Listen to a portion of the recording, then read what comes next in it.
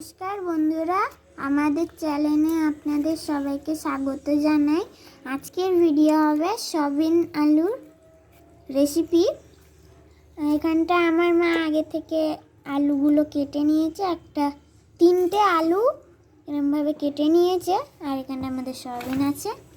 আর এখানটা আমার মা শিলনোড়াটা বাটতে যাবে। এই যে ইয়েগুলো কি জানো মা? রসুন।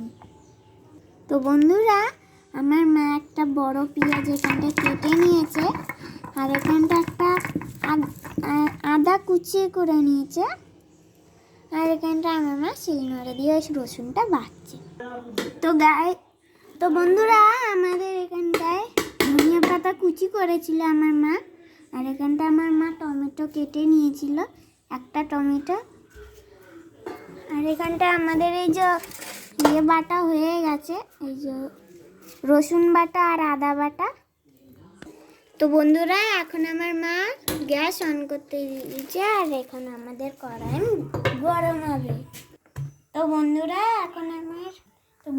এখন কড়াইটা গরম হয়ে গেছে। এখন আমার মা তেল দেবে। তেলে দিয়ে দিচ্ছে নুন, হলুদ, সয়াবিনগুলো দিয়ে দেবে।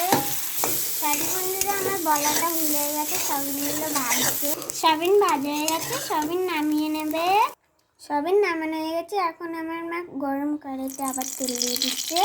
তেল গরম হয়ে গেছে, তেলে দিচ্ছে জিরে, একটা তেজপাতা ফাটিয়ে দিয়ে দিচ্ছে, গরম মশলার গন্ধ বেরানো শুরু করে দিয়েছে।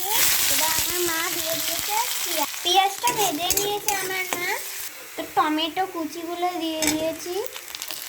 এবার দিয়ে দিচ্ছি নুন, যে আলুগুলো কেটে নিয়েছিলাম সেগুলো দিয়ে দিচ্ছি। আদা রসুন বাটা দিয়ে দিচ্ছি, ভালো করে মিশিয়ে নেব। তো 1 চামচ নুন দিয়ে দিচ্ছি।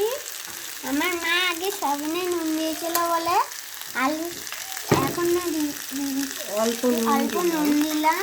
দিয়ে দিচ্ছি হলুদ 1 চামচ, দিয়ে দিচ্ছি 1 চামচ জিরের গুঁড়ো, 1 চামচ ধনিয়ার গুঁড়ো, মিক্স করে নেব। দিয়ে দিচ্ছি লঙ্কার গুঁড়ো 1 চামচ। যেই বাটিটা আদা বাটা আর রসুন বাটা ছিল, সেই বাটিটা একটুখানি জল দিয়ে ফ্রেশ ক্রিম দিয়ে দিয়েছে। আর ওটা আমরা দিয়ে দিচ্ছি। সয়াবিনগুলো যে ভেজে নিয়েছিলাম সেগুলো দিয়ে দিচ্ছি। এবার মিক্স করে নেব। একটুখানি চিনি দিয়ে দিচ্ছে। তো বন্ধুরা, যতক্ষণ আপনারা তরকারিটা ভালোভাবে কষাবেন না, ততক্ষণ তরকারিটা টেস্ট হবে না। ভালোভাবে কষাবেন আর তরকারিটা দেখবেন হেব্বি সুন্দর টেস্ট হবে। আমি সত্যি কথা বলছি। পরিমাণ মতন একটুখানি জল দিয়ে দেবো। তো বন্ধুরা, আমরা তরকারিটাতে জল দিয়ে দিয়েছি। এবার তরকারিটা ফোটার অপেক্ষা করব। তরকারিটা খুলে দেখে নেব। আরে বাবা, ক্যামেরা। তো তরকারি আমাদের তৈরি, তাই না? মা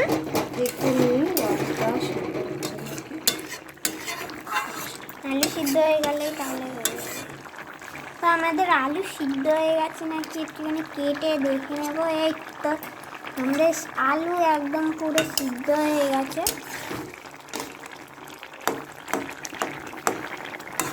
এবার আমরা তরকারিটা নামিয়ে নেব। গ্যাস বন্ধ করে দিয়েছি। আর ধনিয়া পাতা কুচিগুলো দিয়ে দিলাম, যে আমরা কেটে কুচিগুলো রেখে নিয়েছিলাম, দিয়ে দিলাম। এবার মিশিয়ে নিয়ে নামিয়ে নেব।